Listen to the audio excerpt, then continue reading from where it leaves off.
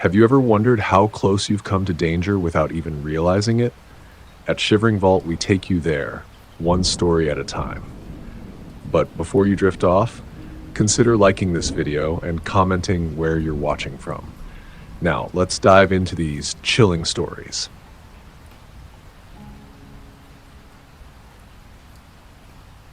It all started with a plan. My buddies and I, Tom, Jake, and Matt, decided we needed a weekend to just get away from everything. We were all worn out from work, stress, and just life in general.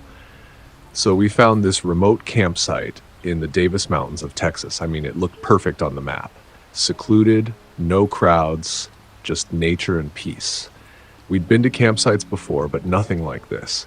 This was supposed to be a break from the usual.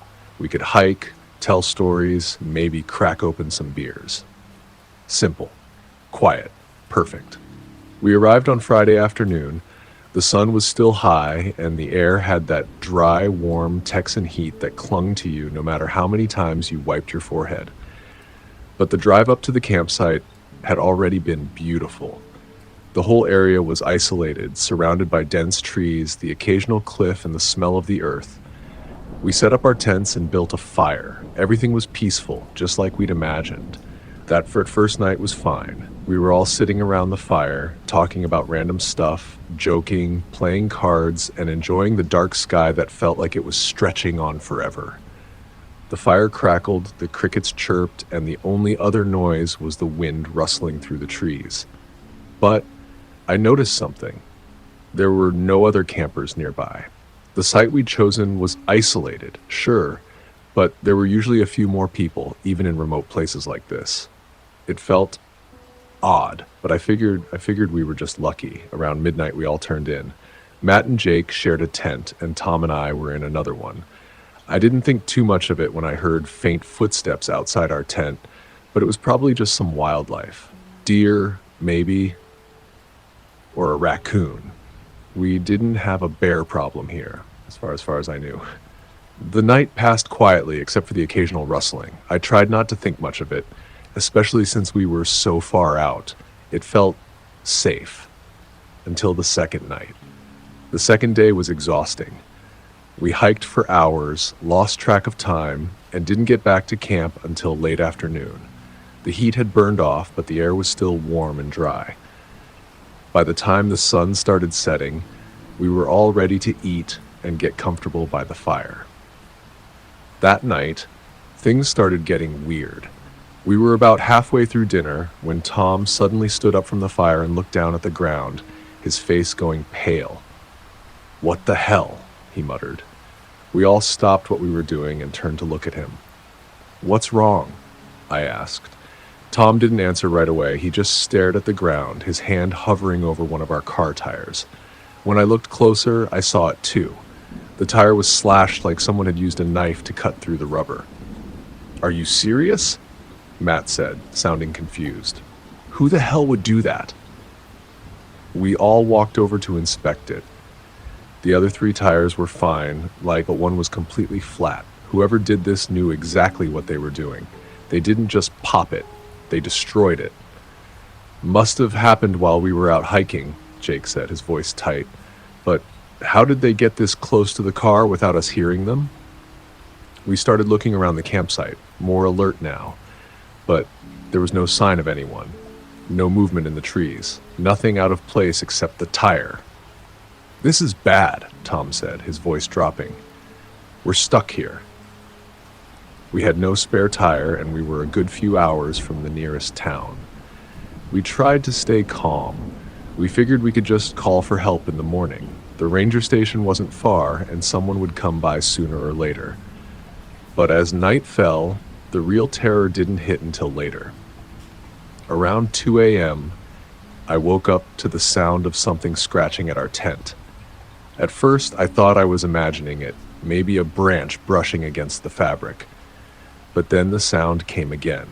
It was more deliberate this time, a soft scrape like something was dragging across the tent. My heart started racing. I held my breath, not sure what to do. I waited, listening, trying to make out the sound. And that's when I heard something else, a voice, a low whisper. "Are you in there?"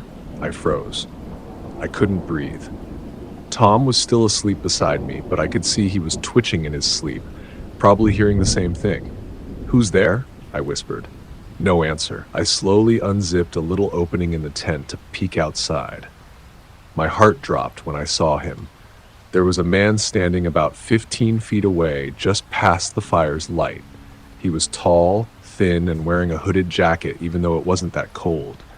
He was standing perfectly still, staring at our tent. I held my breath, watching. The moment I saw him, he turned and started walking toward the trees, disappearing into the dark. I didn't know what to do. Should I wake the others? Should we just stay quiet and hope he left? I wanted to scream, but I couldn't make a sound. I shook Tom awake. Tom, wake up," I whispered urgently. He groggily opened his eyes, and I could see he was still half in a daze. "What's going on?" he mumbled. "I saw someone," I whispered. "There's someone out there." Tom's face turned pale. He grabbed his flashlight, and we both carefully stepped out of the tent. Jake and Matt were already up, their eyes wide with fear, and we huddled together by the fire, trying to make sense of what was happening. That's when we heard the footsteps again, much closer this time. Someone was out there. They were watching us. We huddled by the fire, trying to stay close to the car, when the sound of branches snapping in the distance sent a shiver down my spine. The man, or whoever it was getting closer. I was so sure he was out there, stalking us, waiting for the right moment. The air felt thicker, heavier. We all kept glancing over our shoulders, half expecting to see him behind us. Then came a sharp snap of a branch. The sound was sudden, unnervingly close. My heart stopped. I could feel the hairs on the back of my neck stand up. And then, without warning, there was another rustling from behind the trees, followed by the unmistakable sound of something large moving toward us. It was coming fast.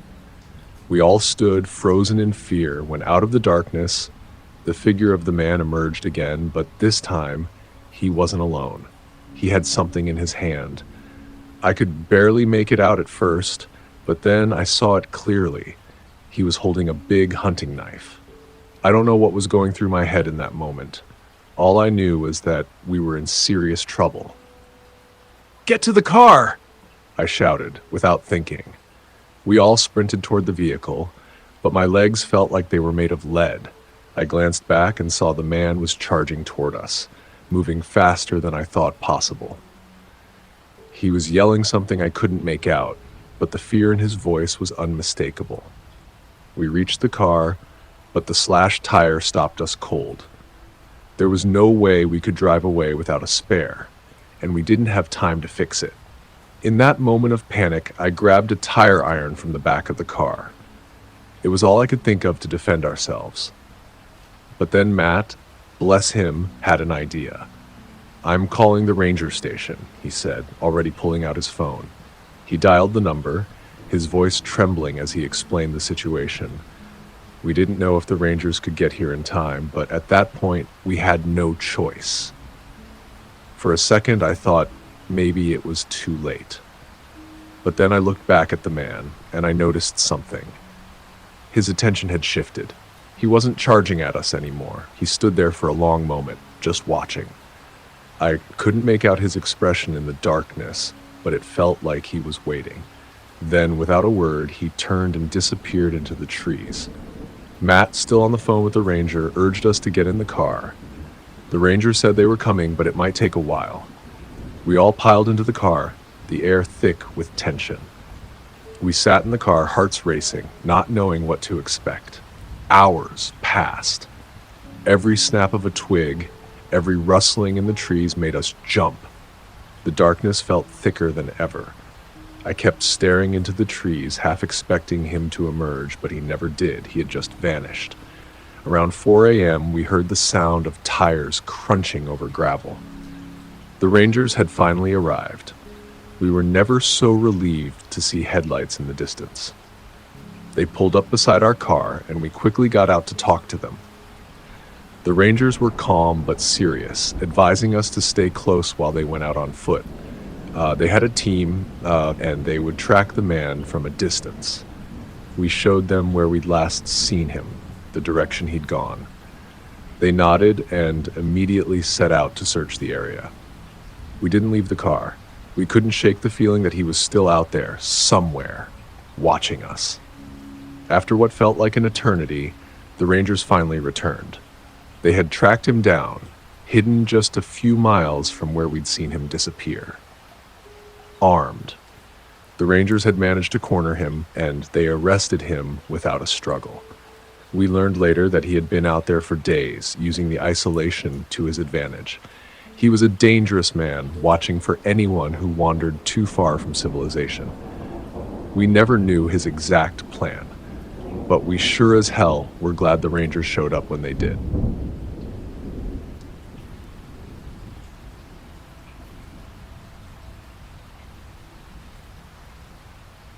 It was one of those rare weekends where Sarah and I both had a break from work, and we decided to head out for a camping trip. We'd been talking about it for months, ever since we saw photos of the Guadalupe Mountains National Park. The towering peaks, the open skies, the isolation, it sounded like the perfect place to escape the endless noise of city life. The idea of unplugging for a few days, just the two of us in the wild, was exciting. We weren't experts, Tyne, but we had enough camping experience to handle a weekend trip. The plan was simple: hike during the day, set up camp at night, and spend the evenings under the stars. Nothing too crazy. Just some fresh air, some quiet, and maybe a campfire or two. We arrived at the park on Friday afternoon, the golden light of late afternoon bathing the mountains in a warm glow. The parking lot near the trailhead was nearly empty, just a few cars scattered around, and the occasional rustling of the wind through the dry brush. It was the kind of place where you could hear every single sound, nothing to drown it out except the open sky and the vast, empty wilderness. I could feel the weight of the city life lifting as we unloaded our gear. There was something so peaceful about being out there, surrounded by nothing but towering cliffs and deep canyons. As we set up the tent, we couldn't help but admire the sunset, the colors of the sky shifting from soft oranges and purples to a deep, dusky blue. It felt like time was slowing down. We spent the next few hours hiking around, exploring the trailhead, and taking photos of the rugged landscape. The air was dry but crisp, sharply different from the humidity we were used to. Even though it was still early in the evening, the sun was already slipping behind the peaks, and the temperature was dropping quickly. By the time we made it back to camp, we had a fire going and a simple dinner ready. We sat on the rocks near the fire, eating and laughing as the darkness crept in, the stars starting to twinkle above us. It wasn't until around 10 p.m. that things started to feel off. I'd just dozed off in the tent when I felt Sarah's hand on my arm. At first, I thought she was just adjusting in her sleep, but then she gave me a little shake. "Hey," she whispered, her voice tight and strained. "Do you hear that?" I blinked, confused. The night was quiet, too quiet in fact. All I could hear was the sound of the fire crackling and the wind picking up in the trees outside. I listened harder, straining to hear anything over the usual nighttime noises. That's when I heard it. It wasn't the wind or an animal or anything natural. It was the unmistakable sound of a child crying, soft, muffled, distant, but unmistakably human. It wasn't a scream. It wasn't frantic or terrified. It was more like a quiet, sorrowful wail, almost like a child lost and calling for someone. I froze. My heart rate shot up as I processed what I was hearing. Sarah's grip tightened on my arm. I could feel her body tense beside me as she listened, wide-eyed, to the sound. The wails were faint but consistent, echoing in the still night air. It wasn't just the noise itself, it was the way it carried through the air, like it was traveling from some deep, unreachable part of the mountains. I opened the tent flaps slightly, scanning the darkness outside. There were no lights in sight, no other campers, no signs of life. The park was remote, miles away from any other trails or campsites. The nearest campground was a good few miles away, and I hadn't seen a single family on the trail earlier. Maybe it's an animal, I said, though even I knew it was a weak suggestion. Nothing about this sound seemed like any animal I'd ever heard. Sarah's voice was trembling. Should we check it out? I hesitated. A part of me wanted to figure out what was going on, but something in my gut told me it wasn't a good idea. The sound itself had a quality to it that didn't sit right. It didn't sound like a lost child or a family in trouble. It felt almost purposeful. But Sarah wasn't backing down. What if someone needs help? I sighed, trying to shake the uneasy feeling off. All right, let's go take a look. We grabbed our flashlights and carefully stepped out of the tent. The night was cold, and the air felt thick with silence. The sky was clear, but the darkness of the forest swallowed up the little light from the stars. We tried to stay quiet, our boots crunching on the dry ground louder than we'd have liked. The sound of the crying hadn't stopped, but it seemed a little farther away now, deeper into the woods. The farther we walked, the more uncomfortable I became. The crying seemed to stay in one place, like it was stuck in the air, drifting and echoing through the trees. It didn't get closer, didn't seem to move, just hung there, like it was pulling us forward, deeper and deeper into the night.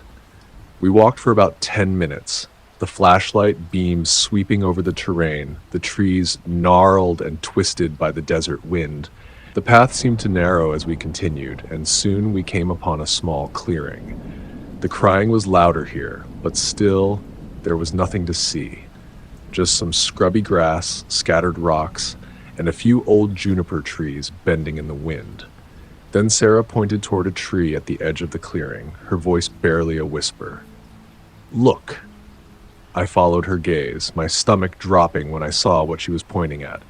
Hanging from a low branch of a twisted, gnarled tree was an old baby doll. It swung gently in the breeze, its body swaying with an unnatural rhythm. The doll was weathered, dirty, its face cracked and worn from exposure to the elements. One of its eyes had been torn out, leaving a hollow socket, and its mouth was frozen in a permanent, twisted grimace. Its limbs were bent awkwardly, almost as if they had been purposely twisted into grotesque, unnatural positions. The whole thing was like a sickening mockery of something innocent. And there it was, just hanging there in the wind, waiting. The crying stopped immediately. I don't know how long we stood there, just staring at the doll. It was as if the world had gone silent around us. My brain tried to make sense of it, tried to piece together what we were seeing, but nothing felt right.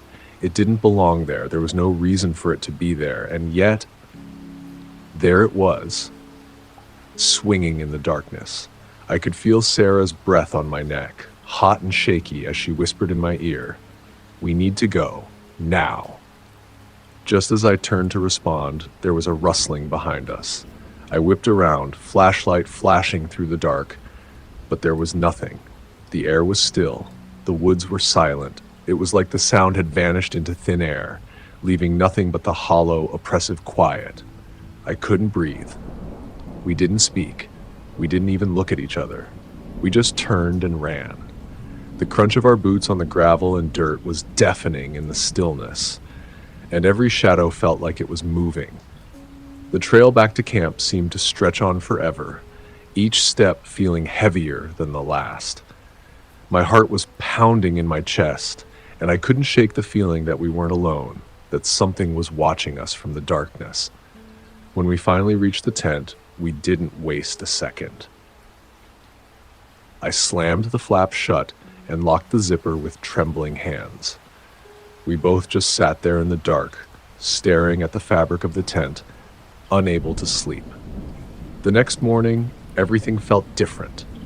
We packed up in a rush, the weight of the night hanging over us like a dark cloud. We headed straight to the park office to speak with a ranger, desperate for some kind of explanation. When we told him what had happened, his expression changed instantly. His eyes darkened and his voice lowered. That's not the first time people have heard it. he said, his tone serious. "That crying sound and that doll. It's been reported before. The doll's a lure set up by criminals to rob hikers. They use it to draw people off the main trail. It's meant to make you think someone's in trouble, so you go off the path. They wait until you're far enough away, and then they ambush you." I felt my stomach churn. I didn't want to believe it, but the more I thought about it, the more it made sense. The cry, the doll, the sudden silence when we found it. It wasn't just a freak occurrence. We had narrowly avoided something far worse than we realized. The ranger told us not to trust any strange noises or emergencies, particularly when they didn't make sense. We left that afternoon. I don't know if it was the isolation of the park or just the unnerving image of that twisted doll, but something inside me told me I'd never go camping there again. As I think back on that night, I can't help but feel a lingering sense of dread. Maybe we were lucky. Maybe we barely escaped something much darker. All I know is, every time I close my eyes, I can still hear that eerie wail echoing through the dark, and the ghostly image of that doll swinging in the wind.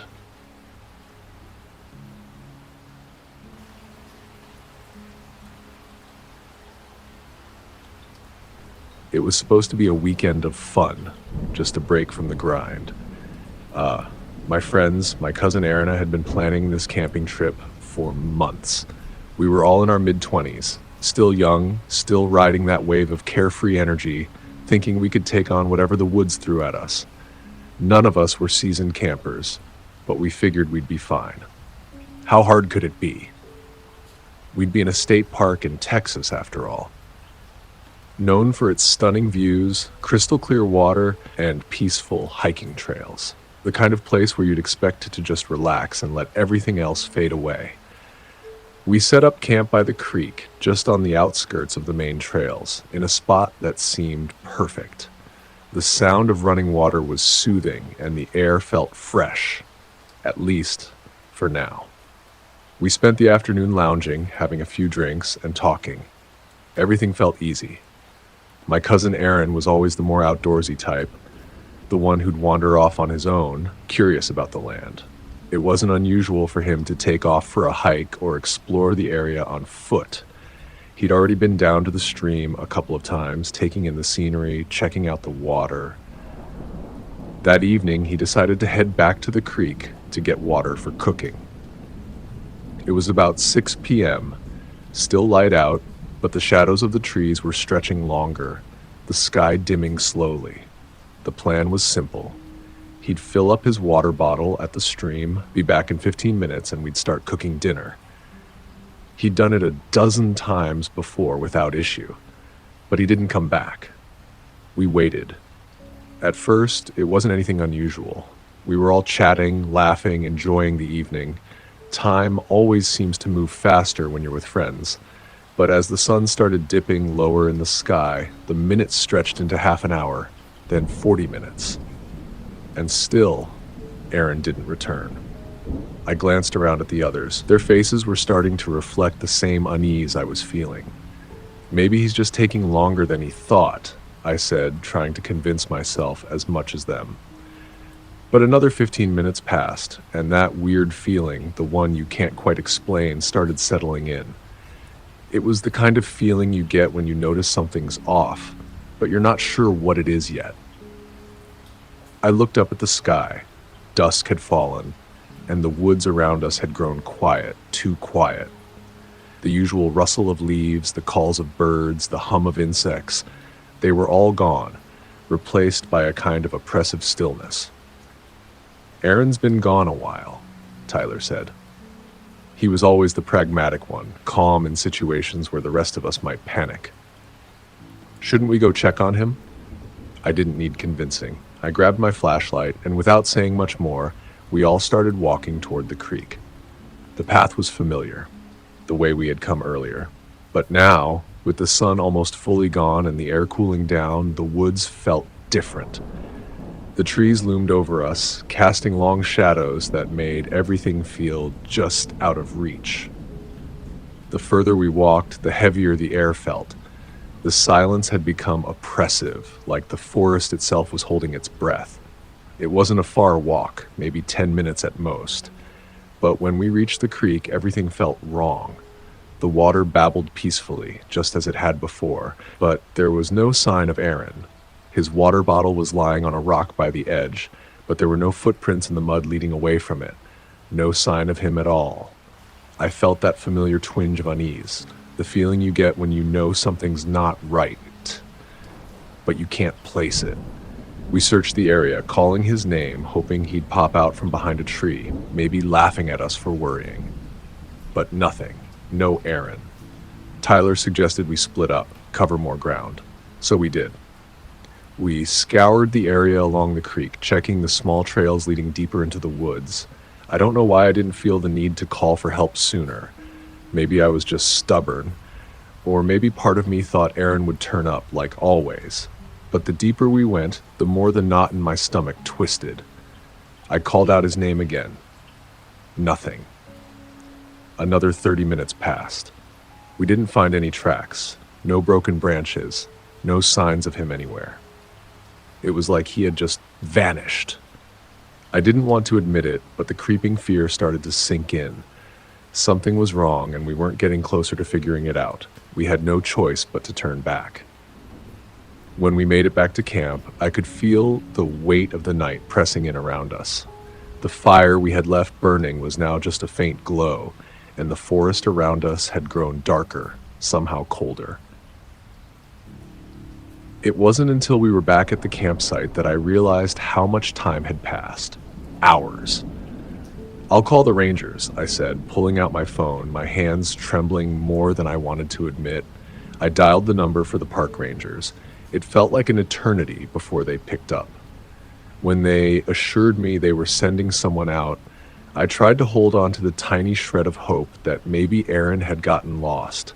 Maybe he was just too far from camp, disoriented, but I knew deep down something worse had happened. Then, just before dawn, when I was starting to lose hope entirely, we found him. It wasn't the Rangers who showed up. It was Aaron. We'd been scanning the rocky outcrop near the edge of the creek, barely able to make out the details in the dim light of early morning. I was about to call out again when I saw him. He was hunched behind a large boulder, his knees drawn to his chest, shivering uncontrollably. His face was ghostly pale, his eyes wide and darting around like he was seeing something none of us could. When he saw me, his eyes filled with a kind of desperate relief. "Aaron!" I shouted, running toward him. He didn't move at first, just stared at me as if he wasn't sure I was real. When I reached him, he grabbed my arm like it was a lifeline. His grip was so tight it hurt. I thought it was you," he stammered, his voice shaking. "I kept hearing footsteps, but they weren't yours. Someone was chasing me." I tried to keep my voice steady. "Who, Aaron? Who was chasing you?" He just shook his head, his eyes scanning the shadows, his breath ragged. "I don't know. Some guy. He had a knife. I thought he was gonna..." I didn't know what to think. None of it made sense. There was no one else out there.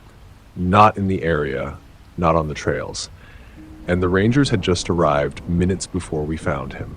Where had this person been hiding? Why hadn't we heard any of this? But Aaron wasn't done.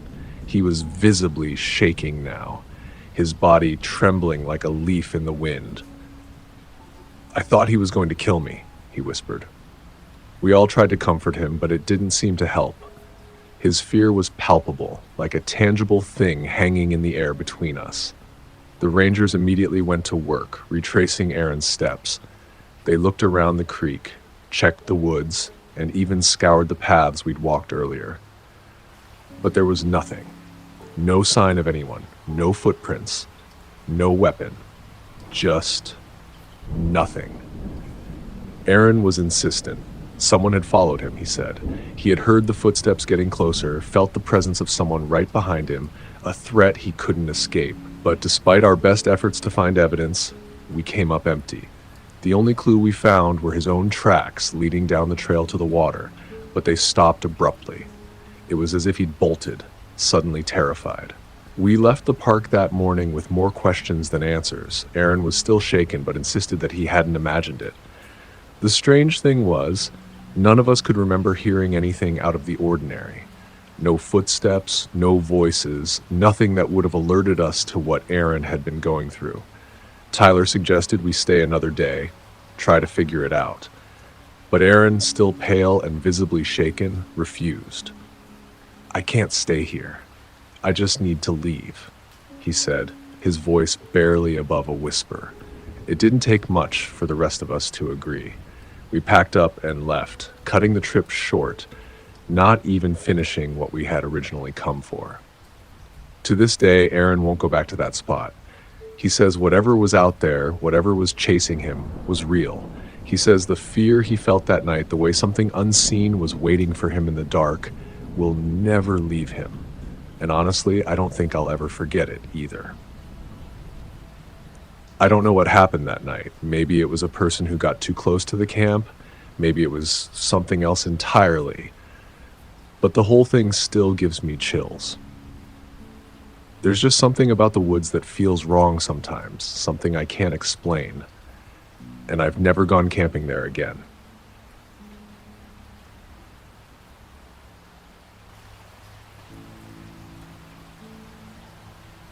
I've always been one of those people who feels most at home in nature. The peace, the stillness. It's like the world gets a little quieter out there. No noise, no distractions, just me and the wilderness. I'd been on plenty of solo hiking trips, but something about this one felt different. A few months ago, I decided to go solo again, but this time I planned it for Big Bend National Park in Texas, specifically the Chizos Mountains. I'd been there a few times before, but it had always been with a group. This time, I wanted to experience it on my own. I didn't think much about it at the time, just wanted some time to clear my head, escape from the noise of everyday life. I set out late in the afternoon, which in hindsight wasn't the best idea, but I didn't realize how quickly daylight would fade in the mountains. After parking at the trailhead, I started my hike. My boots crunched against the dry dirt as the sun sank lower in the sky, casting long shadows over the rocky trail. The air smelled like dust and wild sage. The trail wasn't too hard, but it wasn't exactly flat either. It climbed steadily, winding through scattered trees and shrubs, offering occasional glimpses of the surrounding desert. The silence of the mountains was almost oppressive. It felt like the kind of place where, if you were alone for too long, you could lose yourself. But I was used to the quiet. It didn't bother me at first. If anything, it felt peaceful. By the time I reached a clearing near a small creek, the sun was nearly gone, leaving only a thin strip of orange and purple on the horizon. I hurriedly set up camp, eager to get the fire going and cook up something warm. The creek bubbled nearby, its sound like a natural lullaby, and I felt a sense of calm settle over me as I ate. But as the darkness deepened, something changed. I couldn't put my finger on it at first. It wasn't anything obvious, no loud sounds, no sudden movements, nothing that would have immediately set off alarms. But there was this odd sensation, a prickling feeling in the back of my mind, like I was being watched. It was so subtle, I almost brushed it off. Maybe I was just getting paranoid from being out here alone, or maybe it was the wind playing tricks on me. I'd read plenty of stories about the mountains making people feel uneasy, so I figured it was nothing. But the feeling didn't go away. I kept glancing over my shoulder, trying to shake it off. I told myself it was just nerves. After all, I had a few miles of solitude ahead of me before I would meet anyone else on the trail. There had been no sign of people when I started out, and this area, while beautiful, was a little more remote. People didn't usually camp here. Still, I couldn't shake the feeling that something was off. It wasn't like someone was right behind me, but it felt like I wasn't the only one in the woods anymore. After a while, I decided to stretch my legs, maybe walk along the creek for a bit. I grabbed my flashlight and started down the narrow path that paralleled the water. As I walked, I noticed something strange in the dirt. Footprints. At first, I thought they were mine, but as I took a closer look, I realized they were much larger. The shape was different too. Instead of the tread pattern of my boots, these were heavier, deeper, like someone with big boots or hiking shoes, and there were a lot of them. I stopped dead in my tracks. The footprints weren't going anywhere in particular. They didn't lead to the creek. They didn't lead to my camp. They were just there, scattered in the dirt, some fresh, some slightly faded. I felt a shiver crawl down my spine. It could have been another hiker. After all, it was a popular trail, but I hadn't seen anyone that day. I'd been walking for hours, and the only signs of life I'd encountered were a few birds and some squirrels. My heart started to race, and I instinctively looked over my shoulder. The feeling of being watched was back, stronger this time. Like invisible eyes were on me. I tried to push it out of my head. Maybe it was just some random person who had passed through earlier. Maybe it was a ranger. But I hadn't heard a vehicle or seen any signs of anyone else on the trail, so it didn't make sense. And this was a remote area. Rangers didn't usually patrol here. I turned back toward my camp, my legs suddenly heavy as I walked. The sun was dipping below the horizon, and the temperature had started to drop. I hurried back to my tent, built up the fire a little, and tried to focus on the warmth. As the shadows stretched long across the clearing, I couldn't ignore the feeling that I wasn't alone. It wasn't just the footprints. It was something more. A primal instinct that told me I was being watched from somewhere in the darkness.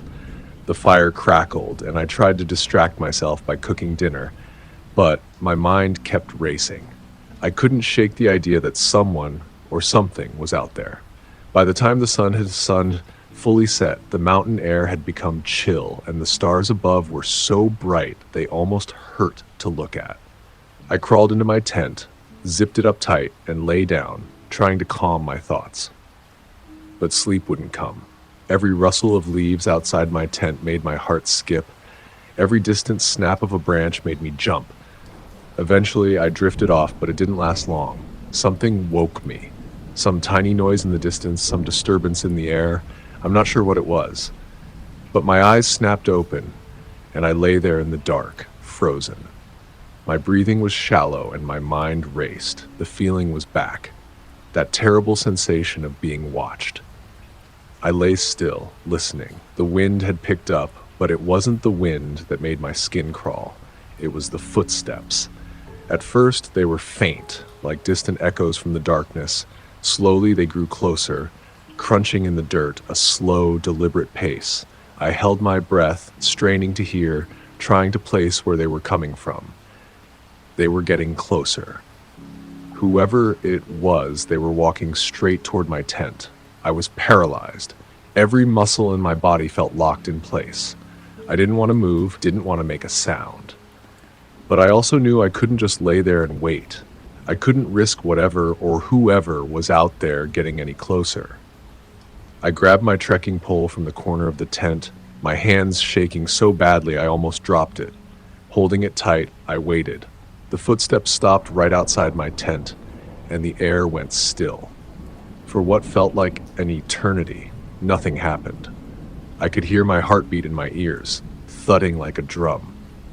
The silence was deafening, but I could have sworn I heard the faintest sound, a breath maybe, or the rustle of clothing.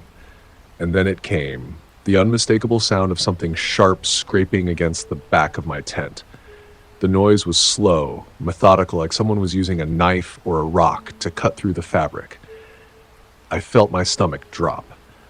My heart pounded in my chest as the scraping continued, each sound like a hammer striking metal. I wanted to scream, but I couldn't. My body was frozen in terror. I didn't know who or what was on the other side of that tent, but I knew one thing for sure. I couldn't just wait around. I acted without thinking. With a trembling hand, I thrust my trekking pole toward the noise. The fabric of the tent bulged, and the scraping stopped instantly. Without wasting another second, I scrambled out of the tent, yanking the zipper open and pushing my way into the cold night air. But there was no one. No person, no figure, no trace of anyone. I stood there in the dark, my breath coming in ragged gasps, the weight of the silence pressing down on me. The only thing I could hear was the pounding of my heart. I looked around frantically. There were more footprints in the dirt, leading away from my tent, disappearing into the shadows. I didn't stay long enough to see where they went. I grabbed my gear, packed everything up as quickly as I could, and started down the trail. The mountain path, which had seemed so peaceful just hours ago, now felt like a maze of danger. My mind raced with every step I took, constantly checking over my shoulder, but I didn't dare look back. The trail seemed longer than it had before. The darkness pressed in around me. The stars above offered no comfort. They only reminded me of how alone I felt. I didn't care about the trail anymore. Didn't care about the rocks beneath my boots or the wind whispering through the trees. I just wanted to get out.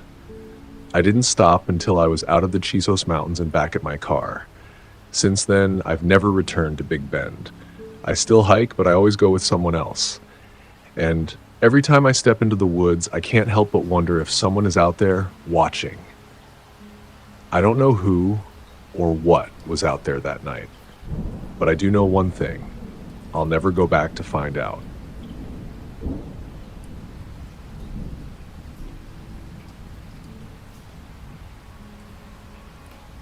It was last summer when it all started.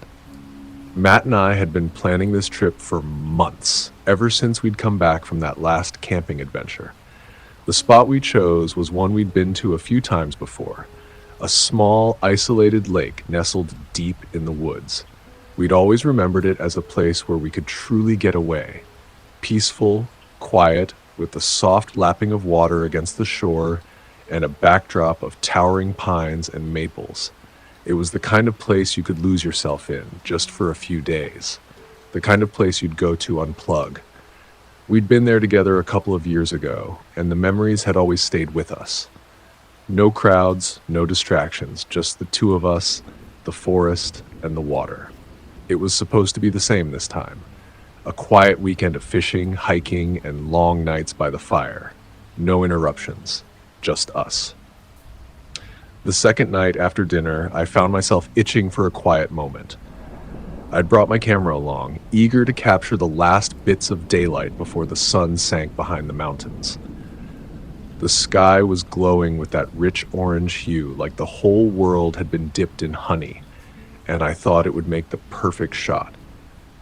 Matt, as usual, was by the fire. He was poking at the embers, the faint crackle of the leftover coals filling the air. His earphones plugged in as he scrolled through his phone, probably lost in some playlist or podcast. "You coming?" I called out to him. "The sunset's perfect." "Nah, I'm good." Matt waved me off, his eyes still glued to the screen. "Go have fun with your camera. I'll be fine here." So I grabbed my gear, my old Nikon, and set off toward the shoreline. The path to the lake was familiar. The forest around us was thick, but the path was well worn, a comforting trail we'd walked countless times before. But tonight something felt off. I couldn't put my finger on it at first. It was the air, I think. The way it clung to you, thick and heavy. The usual evening breeze had died down completely, and the trees were unnervingly still, like the whole place was holding its breath. I figured it was just the calm before the sunset, but still, something nagged at me. As I made my way toward the water's edge, I stopped for a moment to take in the view. The sky was painted in shades of crimson and violet, and the reflection of the fading sunlight shimmered in the still water. I snapped a few pictures, adjusting my settings, trying to capture the perfect angle, but the longer I stood there, the more the silence settled in around me. There wasn't a single bird call or rustle of wildlife, just the soft lapping of the water at my feet. I glanced at my phone. It had been longer than I thought. The sun had dipped below the horizon, and the woods were starting to darken around me. Time to head back, I thought. I turned to retrace my steps, but something hit me immediately. I couldn't see the campfire. The glow of it, the warm flicker I had expected to find through the trees, wasn't there. No big deal, I thought. The path's familiar. I'll be fine. Except there was no path. I stopped and squinted into the dimming light. What was going on? I took a few steps forward, assuming I had veered off course somehow. But everything looked different. The trees were denser here, their trunks dark and twisted, shadows stretching long across the ground. I thought I saw the faintest outline of the firelight, but when I walked toward it, it was just more trees, more darkness. I started to call out, "Matt? Hey, where are you?" But the words felt weak in the heavy silence, like they didn't belong. They echoed back at me from all directions, swallowed up by the thick air. No reply, no sound at all except for the faint rustle of leaves, stirred by a breeze that didn't feel like it belonged in the stillness of the woods. Matt was always messing with me, disappearing for a bit just to freak me out, but this felt different. It was too quiet. No sign of him, no sign of the fire, no sound of the forest. It was like the woods themselves were holding their breath, waiting for something to happen. I tried to stay calm. No need to panic. I was fine. But the longer I walked, the more I felt like I was losing my grip on reality. The trees seemed to stretch endlessly in every direction, their branches looming over me like dark sentinels. I couldn't hear the usual sounds of the forest. No creaking of the branches, no chirping of insects, nothing. Just my own footsteps crunching against the dry leaves. I pulled my phone out, but of course there was no signal. I cursed under my breath. Not even a bar. Panic started to creep in, cold and insidious. What if something happened to Matt? What if I'd wandered too far? But then, through the trees, I saw it. A flicker of light. It was dim, almost faint, but it moved. It was there, then gone, like someone was waving a flashlight. Relief flooded through me. "Matt!" I called out, louder this time. "Matt, is that you? I'm lost, man." My voice cracked, desperate. The light didn't flicker or move any closer, though. I stepped forward, my feet crunching in the dry underbrush, but it didn't come any closer. It was too far and the trees were thick. But I kept walking toward it, convinced that it was him, that the light would lead me back to the camp. But then, just as I thought I was close enough to reach it, the light stopped. Just stopped, as if someone had turned it off. I froze. My heart hammered in my chest. This isn't right. I stood there in the dark, staring at the place where the light had been, but there was nothing. No movement, no sound. And then, with a sickening certainty, I watched the light go out. Just like someone had flipped a switch. I couldn't explain it. It made no sense.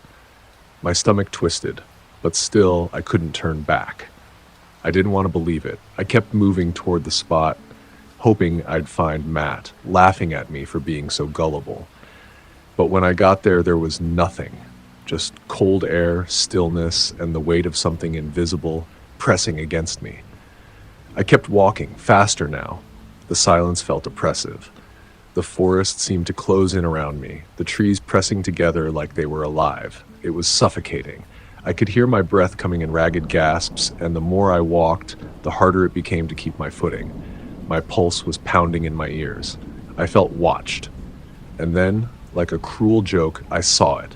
A soft, steady glow in the distance, just ahead. But this wasn't a flashlight.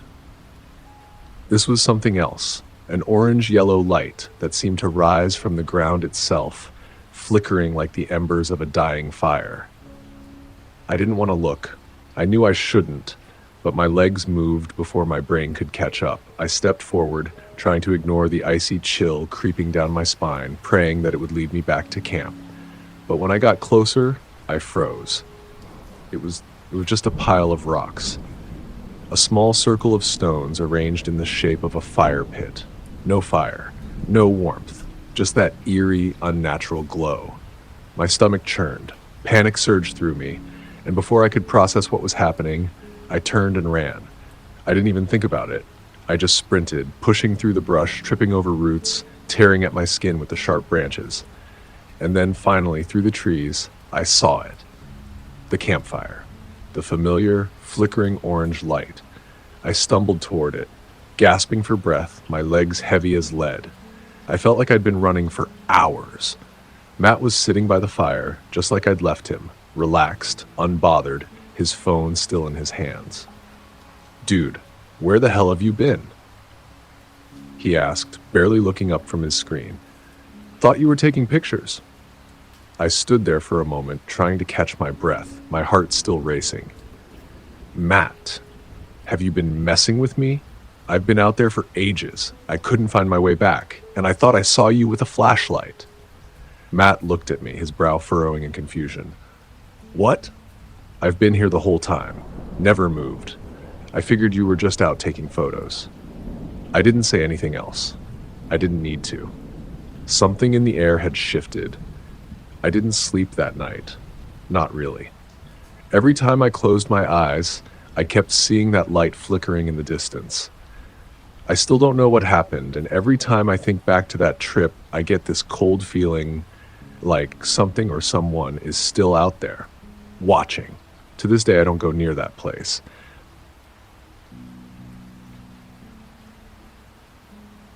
That's it for today's tale from Shivering Vault. If you have a story worth sharing, drop it in the comments or send it our way. Don't forget to subscribe and share with your fellow thrill seekers. As always, the Shivering Vault thanks you for unlocking today's tale. Until next time, the vault awaits your return.